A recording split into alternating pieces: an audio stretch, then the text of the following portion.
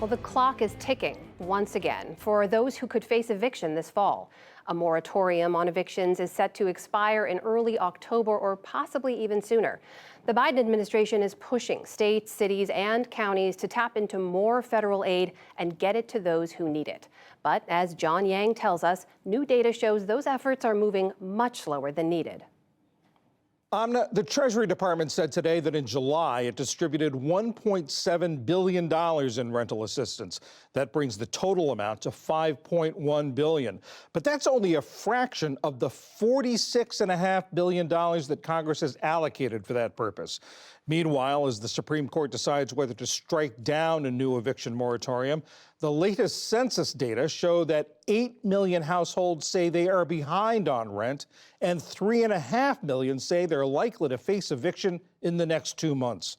Rachel Siegel is a Washington Post economics reporter. Rachel Siegel, thanks so much for joining us. Why, quite simply, if there is a simple answer, why is this money taking so long to get to the people who need it? Well, thank you for having me, and I'll try to give you a simple answer with the caveat that this has been such a complicated process for so many months. First, there was no infrastructure going into the pandemic to quickly get emergency rental relief into the pockets of people who needed it quickly.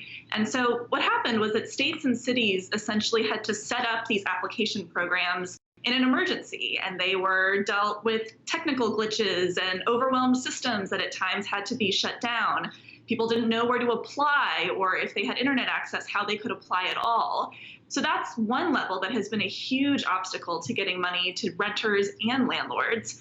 And then at the top, there are questions about what more the Biden administration could have done to help streamline application processes, to fix attention on the eviction crisis earlier. But unfortunately, we're dealing with some of those questions as some people might be on the verge of eviction.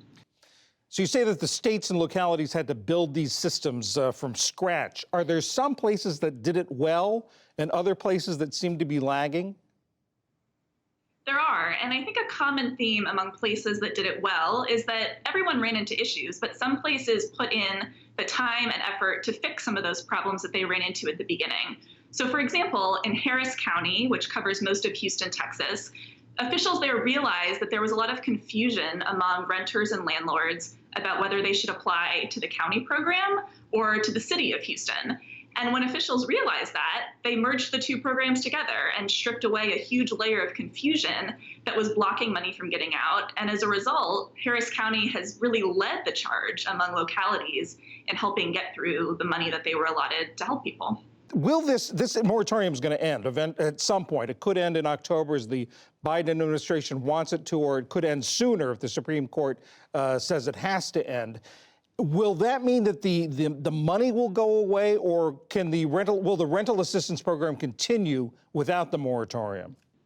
So the rental assistance money doesn't vanish once the moratorium either expires in October or if it is struck down sooner. But it's really hard to imagine how people would be able to be helped by the money once the moratorium was no longer in place. It has taken so long for those payments to go out that if you're someone who has a filing against them, or you think that you will be removed from your home in a few days, it's heartbreaking, but it's hard to imagine that that money would be able to reach you in time. Now, this money, we should note, is not only important to tenants, it's also important to some small landlords who need this money to pay mortgages. You talked about the Biden administration trying to streamline the process, and that's still ongoing. What sorts of things are they continuing to do with this process as we race toward the deadline, the ending of the moratorium? So the Biden administration has put a lot of emphasis on ways that state and local programs can make applying as simple as possible. Administration officials were telling me just last night that they still get questions from program administrators saying, well, are you sure that we can loosen these requirements? That makes us a little nervous. What if money goes into the wrong hands? And at this point, the answer is, do what you can to make this as easy as possible. Some places still require the cooperation of tenants and landlords. Some places require documentation, extensive documentation that landlords and tenants say that they don't have. And as you mentioned, part of the goal here is to make landlords whole as well. The moratorium doesn't wipe away rental payments that are due. It's supposed to keep renters in their home and pay landlords the bills that they're also owed. Rachel Siegel of the Washington Post, thank you very much. Thank you for having me.